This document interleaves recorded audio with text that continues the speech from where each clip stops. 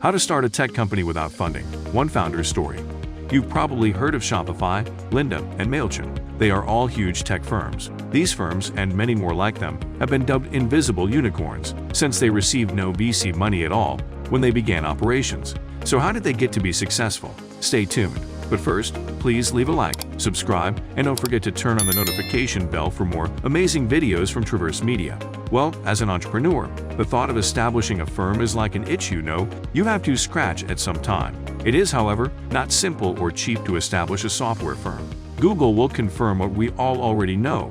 Building technology may cost anything from $10,000 to millions, and even then, there is no guarantee that you will be done or even have paying clients. Many digital entrepreneurs resort to venture investors to address this problem, but this technique does not work for everyone. Without a clear route to profitability, securing venture capital is becoming increasingly difficult. Additionally, there are a number of downsides to venture capital investment that you should be aware of. So how does one establish a tech firm with no money? First, before you start building your product, you need to get someone to buy it. In the event of an exciting new technology concept, the first thing you want to do is get started right away. As a matter of fact, you've probably already started building the project. But this is not the way to go. The first step in founding a tech firm is not to create the technology itself. Not at all. What you're supposed to be doing here is making sure that your product has a market. If you don't think you need to do that since your concept is so great, you might wind up spending a lot of money and then being disappointed. Some firms have had their comeuppance, like Juicero, which spent 3 years and $118.5 million inventing a luxury juicer, only to have no one want to purchase it. The internet is full of stories like these. Lisa Parnes fell into this trap when she first began Red Hero Group, her IT company. Lisa took a year off work and invested a 5-figure sum in building an app after observing the transforming effective sales coaching in the workplace and believed that this might be digitized. She was soon given a position at Google after this. She was able to meet with potential consumers on a regular basis while she was there. However, there was a snag. The sales teams she showed her product to express curiosity, but she received the distinct impression they weren't ready for what she had done. Due to her previous substantial investment and desire to avoid wasting any more money,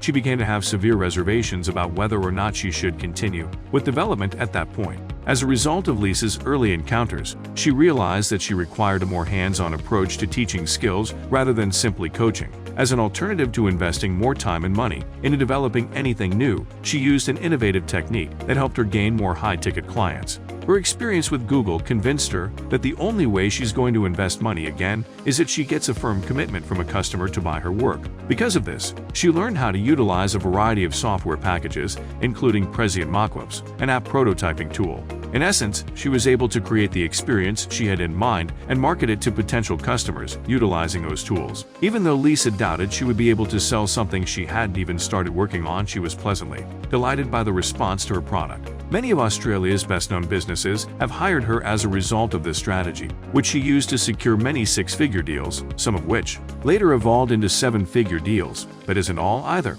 They had no problem whatsoever with her first design. Most individuals already knew what buttons do without even pressing them. There was nothing else she needed to do on her first prototype, and the story gets better. But before we continue, have you subscribed to Traverse Media? If not, please do so for more amazing content like this one. The second thing you need to do is expand your horizons or side hustle.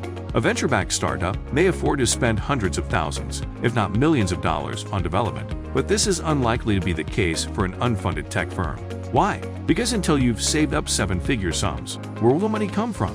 The startup community loves the concept of going all in, but you are advised to keep yourself financially afloat by either continuing your day job, freelancing or consulting, or expanding your company offering. This will provide a steady flow of funding, which is essential if you intend to continue developing your technology. Lisa did precisely that. All in meant that she was willing to do whatever it took to make her business succeed. In the beginning, it became evident to her that even though she had already negotiated several large-ticket contracts, she would still need to do more in order to bring her vision to fruition. She decided to do even more.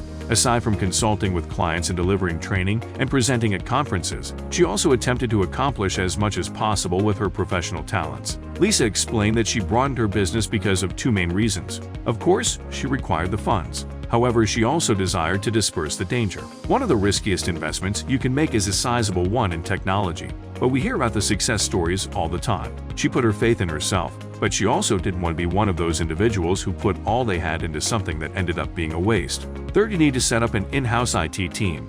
You'll need a team to construct your technology, unless you're a whiz-bang coder, and let's face it, few of us are. However, given the present global lack of digital skills, assembling a tech team isn't exactly simple. So, what do you need to do next? Is it a good idea to hire a marketing firm? Or should you recruit a staff of your own? It's common for many entrepreneurs to prefer to work with a tech co-founder.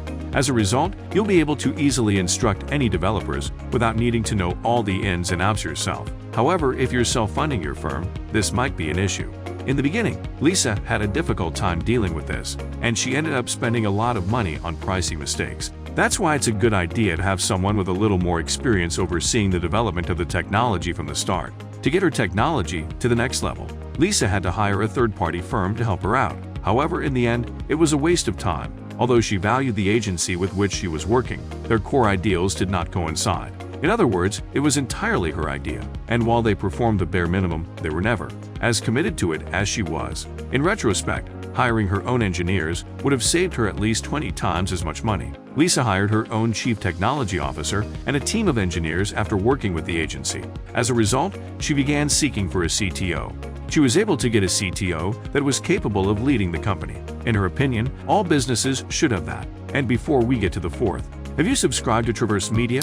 If not, please do so for more amazing content like this one. Fourth, keep an eye on the market. Don't reinvent the wheel when it comes to technology, according to the ancient proverb. If you're self-funding your tech, you need to be very positive that no one else is doing what you're doing, especially if they can do it quicker or better. There are several examples on the internet of entrepreneurs who failed to keep up with the market, only to discover that their life-changing idea was in fact previously developed. For example, the Crunchpad, an early rival to the iPad.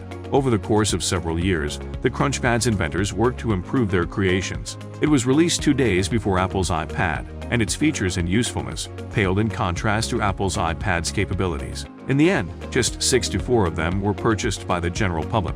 No wonder the market has always been a concern for Lisa since she made her first turn. A constant stream of iterations ensures that you are not only a copycat, but also a leader in your field. She also learned that a couple of large tech companies are working on the AI she'll need for her tech. So, rather than investing 7 figures in building it herself, she just had to wait. Sometimes you can just wait to take advantage of what others have accomplished and concentrate on what makes you unique. Fifth, develop your career by putting time into your own development. No matter how busy you are, it is imperative that you do not neglect your own professional growth. As a self-funded tech entrepreneur, if you're serious about making it in the IT industry, there are a slew of resources available to help you learn the skills you'll need to succeed. Participation in MIT's prestigious Entrepreneurship Development Program was the catalyst for Lisa's professional growth. Also, to learn from the world's finest in software development and network with other business founders and possible investors, Lisa decided to travel to the United States. Lisa credits MIT with helping her company expand by more than 127% by the time she finished the course. She was really contemplating venture capital investment by the time she got to MIT. During the session, she was able to meet a few potential investors who expressed an interest in working with her. However, they also cautioned her. An investor is a person who expects a return on their investment. They put their money into something, and they hope that 1 out of 10 of their investments will pay off. To do that, they'll push you to do things you're not used to. As a result, Lisa made the choice to hold off on investing for the time being. Now, she keeps complete control over her business and ideas. She enjoys the independence of self-funding and expanding at a rate that is comfortable for her. That's all from Traverse Media. Thank you for watching. Do you think you can pull it off without funding? Comment below and let's engage. Also, please leave a like and subscribe for more amazing content. Goodbye. See you in the next one.